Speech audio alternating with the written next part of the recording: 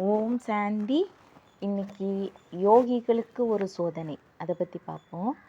ஆன்மீக கலாச்சாலையில் தாங்கள் பெற்ற கல்வியால் அங்கிருந்தோர் அனைவரும் அதீந்திரிய சுகத்தில் மிதந்து கொண்டிருந்தனர். யோக பலத்தால் தங்களது சொந்த வாழ்வை உன்னதமாக்கி கொள்ள முடியும் என்பதை கண்டு கொண்டனர். அதே சமயம் இந்த உன்னத வளர்ச்சியே தங்கள் வாழ்க்கையில் ஒரு பெரிய சவாலாக போகிறது என்பதையும் உணர தலைப்பட்டனர். காரணம், தமோ பிரதான நிலையில் விகார வாழ்க்கையையே ஒரு நெறியாக கொண்டு சுற்றிலும் வாழ்ந்து கொண்டிருக்கும் மக்களை அவர்கள் எதிர்கொள்ள வேண்டியிருக்கும். இது எளிதான காரியம் அல்ல. கடவுள் தனது அவதாரத்திற்கு தேர்ந்தெடுத்த அந்த மாகாணம் செல்வம் கொழிக்கும் சூழ்நிலையில் இருந்தது. அப்பொழுது மற்ற இடங்களை காட்டிலும் அதிக அளவில் பெரும் பணக்கார வணிகர்கள் இருந்தனர். அவர்கள் பெரும்பாலோர் வியாபாரத்தின் நிமித்தமாக ஆண்டில் பெரும் பகுதியை அயல் நாடுகளில் கழிக்க வேண்டியிருந்தது. இதனால் அவர்களது குடும்பத்தினர் தங்கள் விருப்பம் போல் வாழக்கூடிய சூழ்நிலையில் தங்கள் குடும்பத்து பெண்கள் தங்கள் ஊரில் இல்லாத சமயங்களில் சத் சங்கிற்கு சென்று வருகிறார்கள் என்றிருந்து மகிழ்ச்சி அடைந்திருந்தார்கள். ஆனால் சாதாரணமான கோவிலுக்கு சென்று வருவதைப் போல் அல்லாது மத கோட்பாடுகளை தங்கள் வாழ்க்கையில் நடைமுறையில் கொண்டு வந்திருக்கின்றன என்ற விவரம் அவர்கள் அறியாத ஒன்று. மேலும் உணவு பழக்க வழக்கங்கள், மன தூய்மை, சத்தியம், நேர்மை போன்ற வியத்தக்க மாற்றம் குடும்பத்தை ஆட்கொண்டு இருந்ததை அவர்கள் அறிந்திருக்கவில்லை. இத்தகைய சூழ்நிலையில் வெளிநாடுகளுக்கு சென்றிருந்தோர் அனைவரும் மொத்தமாக ஒரு கப்பலில் பிரயாணம் செய்து வீடு வந்து சேர்ந்தனர். இவர்கள் அனைவரும் மீண்டும் தங்கள் குடும்பத்தினரை மனைவிமார்களை சந்திக்கப் போகிறோம் என்ற குதூகலத்தோடு வந்து சேர்ந்தார்கள். இப்பொழுது இவர்களுடைய நோக்கமெல்லாம் இங்கிருக்கும் வரை சிற்றின்பத்திலும் மது அருந்துவது போன்ற கேளிக்கைகளில் பொழுதுபோக்க வேண்டும் என்பதுதான். ஆனால் இத்தகைய நோக்கம் நிறைவேறும் சூழ்நிலைகள் குடும்பத்தில் இல்லை. பெண்கள் ஆன்மீக ஞானம் நிரம்ப பெற்றவர்களாக கடவுள் ஒருவரையே பதியாக ஏற்று பக்தி செய்து வந்திருந்தனர். எந்த சூழ்நிலையிலும் தாங்கள் தூய்மையாகவே வாழ்வது என்ற உறுதி எடுத்து கொண்டிருந்தனர். எனவே எதிர்பார்த்தபடி சோதனைகள் ஆரம்பமாயிற்று. குடும்பத்தில் பெண்களின் பழக்க வழக்கங்கள், நடவடிக்கைகள் முற்றிலும் மாறுபட்டு இருப்பதை கண்ட ஆண்கள் முதலில் ஆச்சரியமும் ஏமாற்றமும் கோபமும் கொண்டனர். தங்கள் விருப்பப்படி குடும்பத்தில் பெண்கள் விகார வாழ்க்கையில் நடக்க மறுத்ததால் கணவன்மார்கள் கடும் சொற்களால் ஏசியும் இடுப்பு தோள்பட்டையால் மூர்க்கத்தனமாக அடித்தும் துன்புறுத்தினார்கள். அவர்கள் ஓம் மண்டலிக்கு செல்லவும் தடை விதித்தார்கள். சிலர் கயிற்றால் கட்டப்பட்டு அறைகளில் அடைக்கப்பட்டார்கள், பட்டினி போட்டார்கள். எனினும் கடவுளிடமிருந்து ஞானமும் மற்றும் யோக பலத்தால் சக்தி சொரூபமாக மாறியிருந்த பெண்களை கணவன்மார்களின் தேக பலம் ஒன்றும் செய்ய முடியவில்லை. அவர்கள் தாங்கள் எடுத்துக்கொண்ட லட்சியத்தில் உறுதியாக இருந்தனர். இத்தோல்வியை தாங்கிக் கொள்ள முடியாத ஆண்கள் விஸ்வரூபம் எடுத்தனர். இச்சோதனையில் ஒவ்வொரு பெண்ணும் வெவ்வேறு விதமாக சித்திரவதைக்கு உள்ளானார்கள். எனினும் தாங்கள் கடவுளிடம் வைத்திருந்த நம்பிக்கையில் தளராமல் இருந்தார்கள். எல்லா துன்பங்களையும் கடவுள் நினைவில் ஏற்றுக்கொண்டு அமைதியாகவும் பணிவாகவும் நடந்து கொண்டனர். தங்களை துன்புறுத்தும் பொழுது அவர்கள் தங்கள் கணவன்மார்களிடம் கூறினார்கள், நீங்கள் ஆத்மா, என் அன்புக்குரிய சகோதரர். உங்கள் நன்மைக்காகவே நான் இவ்வாறு நடந்து கொள்கிறேன். நம்முடைய இந்த சாதாரண வீட்டை கோயிலாக மாற்ற விரும்புகிறேன். நீங்களும் நானும் தெய்வீக குணங்களையே நாடுவோம். அப்பொழுது இந்த வீடு சொர்க்கமாக மாறிவிடும். உங்களிடம் நான் வைத்திருக்கும் அன்பு புனிதமானது. நான் உங்களை வெறுக்கவில்லை. நீங்கள் ஒரு ஆன்மா என்பதை இப்பொழுது நான் அறிந்து கொண்டிருக்கிறேன். அதனால் நீங்கள் என்னை ஒரு சகோதரியாக பாவியுங்கள். நீங்கள் கடவுளின் மகன், நான் அவருடைய மகள். ஆதலால் நாம் இருவரும் இணைந்து கடவுள் காட்டுகின்ற பாதையில் செல்வோம். அந்த பாதை புனிதமானது. நாம் இருவர் மனதையும் கடவுள் மீதே செலுத்துவோம். நான் முன்னைவிட குடும்ப கடமைகள் யாவற்றையும் சிறப்பாக செய்ய சித்தமாய் இருக்கிறேன். ஒரு கால் நீங்கள் என்னை காரி உமிழ்ந்தாலும் அதை அன்போடு என் கைகளில் ஏந்த தயங்க மாட்டேன். நீங்கள் எனக்கு என்ன வேலை கொடுத்தாலும் செய்கிறேன். ஆனால் ஒரே ஒரு வேண்டுகோள், என்னை ஓம் மண்டலிக்கு சென்று வர அனுமதி தாருங்கள். நாம் அனைவருமே கடவுளின் குழந்தைகள். இப்பொழுதுதான் நாம் நம்மை தூய்மையாக்கி கொள்ள முடியும். அதனால் எந்த தடையும் விதிக்காதீர்கள்.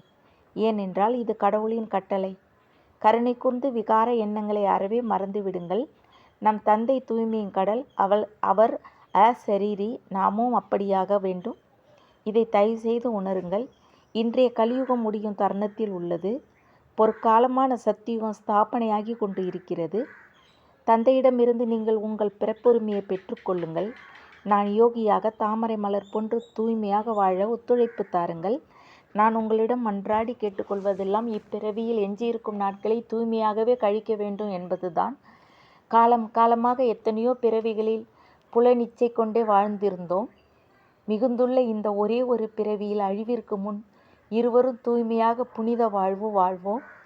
பெண்களுடைய இவ்வார்த்தைகள் அன்பு நிறைந்ததாகவும் கருத்தாழம் மிக்கதாகவும் அதே சமயம் தீர்க்கமாகவும் இருந்தது. ஆனால் என்ன பயன்? எல்லாம் இழலுக்கு இறைத்த நீராக, செவிடன் காதியில் ஊதிய சங்கு போல, ஆற்று மணலில் ஊற்றிய நெய்யாக மறைந்து வீணாகி போயின. அவர்கள் காதுகள் மூடியிருந்தன. அவர்கள் இன்னும் அரக்கர்களாகவே இருந்தனர். என்ன நடந்தது? முன்னை காட்டிலும் கொடுமை. இரக்கமின்றி இரத்தம் சொட்ட சொட்ட அடித்து துன்புறுத்தினர். சிலர் நகைகளையும் உடைகளையும் பறிக்கப்பட்டு இரத்த காயங்களுடன் வீட்டிலிருந்து துரத்தி அடிக்கப்பட்டனர். இத்தனை கொடுமைகளுக்கு இடையேயும் இவர்கள் ஓமண்டலிக்கு வந்து சேர்ந்தனர். இவர்களை கண்ணுற்ற ஓமண்டலியில் படித்து கொண்டிருந்த சிறுமியர் அறியா பருவத்திலிருந்தே அந்த பிஞ்சு உள்ளங்களில் ஏற்பட்ட உறுதி மனம் செய்வதில்லை என்ற சபதமாக வலுப்பெற்றது. அப்பொழுது பாபா கூறிய ஞானம் அவர்கள் செவிகளில் ஒலித்தது. குழந்தைகளே, காமமும் கோபமும் உங்கள் பரம விரோதிகள். பெண்கள் மிருகங்களைப் போல் கொடுமைப்படுத்தப்பட்ட காட்சி அவர்கள் மனதில் ஆழமாக பதிந்து விட்டது. பாபா அனுமதி அளித்தாலும் அவர்கள் திருமணம் செய்து கொள்ள தயாராகவில்லை. அந்த அளவிற்கு குழந்தைகள் மனம் உறுதி பெற்றன. இதைத் தொடர்ந்து அடுத்த காட்சி ஆரம்பமாகியது. தாங்கள் இதுவரை மேற்கொண்ட முயற்சிகள் தோல்வியடைந்ததால் இதுவரை சத் சங்கோடு தொடர்பு கொண்டிருந்த பெண்களின் கணவன்மார், தந்தையர், பாட்டன்மார், சகோதரர்கள் என்ற ஒரு கூட்டம் ஒன்று சேர்ந்து தங்கள் எதிர்ப்பை ஓமண்டலி மீது காட்டத் தொடங்கினர். பெண்கள் வழக்கமான முறையில் வாழவும், திருமணமாகாத பெண்கள் மனம் செய்து கொள்ள வேண்டும் என்றும், சத் சங்கத்தில் தூய்மையை பற்றிய விதிமுறைகளை தளர்த்த வேண்டும் என்றும் கூக்குரலிட்டனர். இவ்வாறு அனைவருமாக சேர்ந்து எடுத்த முடிவை பாபாவிடம் கூறுவதற்காக சில பிரதிநிதிகளை அனுப்பி வைத்தனர். இவர்கள் குடிப்பழக்கமும் அசைவ உணவு உண்ணும் பழக்கம் உடையவர்கள். இவர்கள் பாபாவிடம் பெண்கள் ஆண்கள் சொற்படி கேட்டு வழக்கமாக குடும்பம் நடத்த வேண்டும் என்றும், சில மனைவிமார்கள் நடந்து கொள்ளும் முறை வாழ்க்கை ஒப்பந்தத்தை மீறுவதாக உள்ளது என்றும் வாதாடினர். வேறு சிலர் நீதிமன்றங்களில் வழக்காடினர். இவ்விதமாக இப்பிரச்சனை சிந்து மாகாணத்தையே உலுக்கியது. இதில் பிற ஜாதிகளைச் சேர்ந்த மற்ற பிரமுகர்களும் சேர்ந்து கொண்டனர். இவர்கள் பாபாவிடம் கணவன்மார் சொற்படி மனைவிமார்கள் நடந்து கொள்ளும்படி கட்டளையிடுமாறு கூறினார்கள். இதற்கு பாபா கூறினார், நான் ஆன்மீக ஞானத்தை போதிப்பதோடு சரி, நான் எப்படி அவர்களை காம இச்சைக்கு பலியாகும்படி கூற முடியும்? சத் சங்கிற்கு வருவதும் வராதிருப்பதும் அவரவர் விருப்பம். சாஸ்திர சிரோன்மணி என கூறப்படும் ஸ்ரீமத் பகவத்கீதையிலேயே காமம் மகா சத்ரு என கூறப்பட்டு உள்ளதே. இதற்கு மாறாக நான் ஆலோசனை கூற முடியுமா? கீதை நரகத்திற்கு வழி என்று என்னால் எப்படி கூற முடியும்? எனது மகள் தூய்மையை கடைபிடிக்கின்றாள். அப்படி இருக்க வேண்டுமென்று கூறியது யார்? எனக்கும் கூட தூய்மையாக இருக்கும்படி கூறியது யார்? நாங்கள் அனைவரும் கடவுளுக்கு கீழ்ப்படிந்து நடக்க வேண்டும் என்று விரும்புபவர்கள். இது என்னுடைய கட்டளை அல்ல. நான் கடவுளின் ஒரு கருவி, அவரது வேலைக்காரன். இதில் யார் எப்படி நடந்து கொள்ள வேண்டும் என்று கூற எனக்கு என்ன அருகதை இருக்கிறது? அவர்களுக்கு கட்டளையிடுபவர் யாரோ அவரே எனக்கும் கட்டளையிடுகிறார். இவ்வாறாக பாபா பதில் கூறினார். இதையெல்லாம் கேட்ட பின்னர் பிரதிநிதிகள் வெளியேறினர். ஆனால் அவர்களின் எதிர்ப்பு தொடர்ந்தது. ஓமண்டலிக்கு எதிராக அப்பாவி மக்களை தூண்டிவிட்டனர். பெண்கள் அனைவருமே தூய்மையை கடைபிடிக்க தொடங்கிவிட்டால் உலகம் எப்படி முன்னேறும் என்றெல்லாம் சாதாரணமாக நினைக்க தொடங்கினர். விகாரங்கள் அறவே இல்லாத புனிதமான பதவியில் தேவர்கள் வாழ்ந்த யுகம் முன்பு இருந்ததையும், மீண்டும் அதே மாதிரியான யுகத்தை சிவ பரமாத்மா ஸ்தாபனம் செய்து கொண்டு இருக்கிறார் என்பதையும் இவர்கள் அறியவில்லை. ஓமண்டலி எதிர்ப்பு குழு ஒன்று அமைக்கப்பட்டது. இதன் அங்கத்தினர் யாவரும் பெரும் பணக்காரர்கள். சமூக அந்தஸ்து உடையவர்கள். இவர்கள் அரசுடனும் ஜாதி தலைவர்களுடனும் மிக நெருக்கமான தொடர்பு உடையவர்கள். இவர்களை தங்களுக்கு சாதகமாக உபயோகிக்க தலைப்பட்டனர். இவர்கள் குண்டர்களை நியமித்து ஒவ்வொரு வீட்டிற்கும் சென்று யாரும் சத் சங்கிற்கு தங்கள் குடும்ப பெண்களை அனுப்பக்கூடாது என்று எச்சரித்தனர். மீறி நடப்பவர்கள் சாதி பிரஷ்டம் செய்யப்படுவார்கள் எனவும் பயமுறுத்தப்பட்டனர். சிலர் இதை பொருட்படுத்தாமல் இருந்தனர். வேறு சிலர் இவர்களோடு வாதாடினார்கள். இவ்வாறு எதிர்ப்பு தெரிவித்தவர்கள் மறைமுகமாக சிரமத்திற்கு உள்ளானார்கள். சிலர் அடிக்கப்பட்டனர். இவ்வாறாக எதிர்ப்பும் ஆதரவும் கலந்த ஒரு சூழ்நிலை நிலவியது. ஓம் மண்டலி எதிர்ப்பு குழு ஓம் மண்டலியை மூடிவிட உத்தரவிடுமாறு நகர மேயரையும் கவுன்சிலர்களையும் வற்புறுத்தியது. அக்காலத்தில் இந்து அப்சர்வர் என்ற பத்திரிகை பிரபலமாகி இருந்தது. இதன் நிர்வாக பொறுப்பில் எதிர்ப்பு குழுவை சேர்ந்த சிலர் இருந்தனர். ஆதலால் அடிக்கடி ஓம் மண்டலியை பற்றி அவதூறான தலையங்கங்கள் விரிவான முறையில் பிரசுரமாயின. இவ்வாறான பலத்த எதிர்ப்பு நடவடிக்கைகளின் காரணமாக இதுவரை ஆதரவாக இருந்த ஒரு சிலரும் தங்கள் ஆதரவை மெல்ல மெல்ல விலக்கிக் கொள்ள தலைப்பட்டனர். பாபாவையும் பாபாவின் ஆன்மீக சேவையிலும் மிகவும் ஈடுபாடோடு வந்து கொண்டிருந்த சில வணிக பிரமுகர்களும் சத்சங்கம் செல்வதற்கு தங்கள் குடும்ப பெண்களுக்கு அனுமதி கொடுத்திருந்த சிலரும் இதுவரை பாபாவை பாராட்டி பேசியவர்களும் தங்களது வியாபாரம், பொருளாதாரம், ஜாதி பிரஷ்டம் என்ற அச்சுறுத்தல் காரணமாக விலகி இருக்க ஆரம்பித்தனர். இவ்வாறாக எதிர்ப்பு அணி பலமுள்ளதாக வளர்ந்து கொண்டே வந்தது. குறிப்பாக பாபாவுக்கு நெருங்கிய உறவினரும் பாபா மீது மதிப்பு வைத்திருந்தவரும் நகரின் முக்கிய தலைவருமாக இருந்தவரை எதிர்ப்பு குழுவை சார்ந்தோர் தமது சாதுரிய பேச்சுக்கள் மூலமாக தமது பக்கம் சேர்த்து கொண்டனர். அவர் இப்பொழுது ஓம் மண்டலி சத் சங்கிற்கு செல்வதை நிறுத்தி கொண்டு விட்டார்.